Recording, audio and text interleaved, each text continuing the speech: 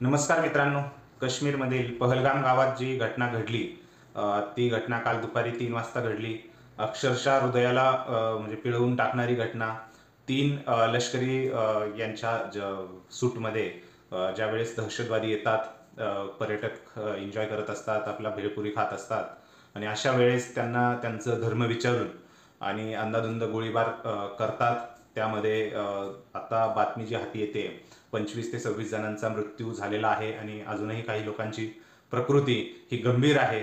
Tourist आपले जम्मू काश्मीरमध्ये गेलेले फिरायला. ही घटना ऐकताच मुळातच गोष्टी तळपायाची आग मस्तकात जाते. साहजिकच आहे असा म्हणजे घटना घडणं आणि भारतासारख्या देशामध्ये जिथे आपण लष्कर म्हणजे सैन्य भारतात म्हणजे त्या पद्धतीने चांगलं आहे, कुठे काही घडत नाही. नरेंद्र मोदी, अमित शहा गृहमंत्री आहेत, प्रधानमंत्री नरेंद्र मोदी आहेत. या सर्वांच्या याच्यामध्ये एक सुरक्षित भारतामध्ये राहण्यासाठी आपण सर्व म्हणजे हे करतो, राहण्याचा अधिकार आहे आपल्याला. त्यावरनं आपण जर बघितलं एकंदरीत, तर निश्चितच ह्या जी गोष्ट घडली आहे ती घडली आहे. आता त्याच्यावरती ॲक्शन्स चालू आहेत, सर्च मोहीम चालू आहे. ते जे दहशतवादी आहे तिथे त्यांचा पाठलाग म्हणजे जे काही त्यांना सापडवण्यासाठी करता येईल तेवढं गृह मंत्रालयाकडनं केलं जातंय. अनेक राज्यातले पर्यटक तिथे होते, त्यामध्ये महाराष्ट्रातल्या पर्यटकांचाही समावेश होता. आतापर्यंत जी बातमी आपल्या हाती येते त्यामध्ये जवळपास 4 महाराष्ट्रातल्या पर्यटकांचा मृत्यू झालेला आहे. बाकीचे सेफ आहेत. आपले मुख्यमंत्री देवेंद्र फडणवीस असू द्या, शंभूराज देसाई असू द्या, सुप्रिया सुळेताई असू द्या, एकनाथ शिंदे, उपमुख्यमंत्री एकनाथ शिंदे असू द्या, हे सर्व आपल्या पर्यटकांच्या सेफ्टीसाठी जम्मू काश्मीर येथील वरिष्ठ अधिकारी आहेत, त्यांच्या संपर्कात आहेत. एकनाथ शिंदे यांनी आपली प्रतिक्रिया देताना म्हणजे पाकव्याप्त काश्मीर तर आपण घेऊच, पण दहशतवाद्यांना आपण सोडणार नाही, म्हणजे समाजाच्या सर्वच घटकांकडनं कडक कारवाई करण्याची मागणी झालेली आहे. परंतु हे सर्व चालू असताना म्हणजे आपण मेक इन इंडियाचा नरेंद्र मोदी यांनी जोर दिला.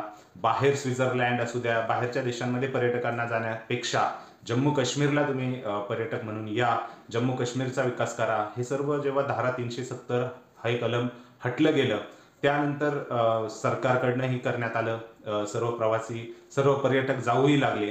परंतु हे सर्व चालू असताना आता मेजर आपण ह्या पॉईंटवर आलेलो आहोत की ही म्हणजे घटना घडली कशी.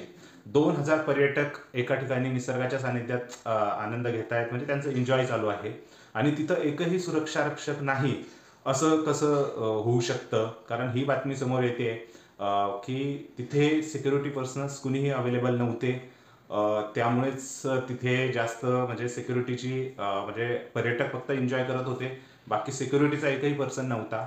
आणि ही सुरक्षा रक्षका विना चाललेली पार्टी हेच कुठेतरी प्री प्लॅन असून ते आतंकवाद्यांनी हिरलं आणि तिथं मग ते पोलिसांचा वेश घालून तिथे आले ते आर्मीचा.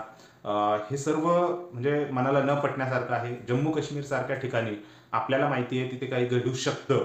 मनालीमध्ये आपण कधी असा विचार करू शकत नाही, परंतु जम्मू काश्मीरमध्ये असं घडू शकतं.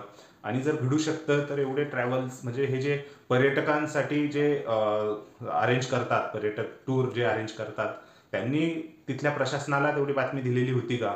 आणि जर दिली होती तर तिथल्या प्रशासनाने तिथे सिक्युरिटी पर्सनल का डिप्लॉय केले नाही? 2000 पर्यटक जर तिथे होते तर तिथे सिक्युरिटी पर्सनल असणं गरजेचं होतं, कारण ते काश्मीर खोरं आहे.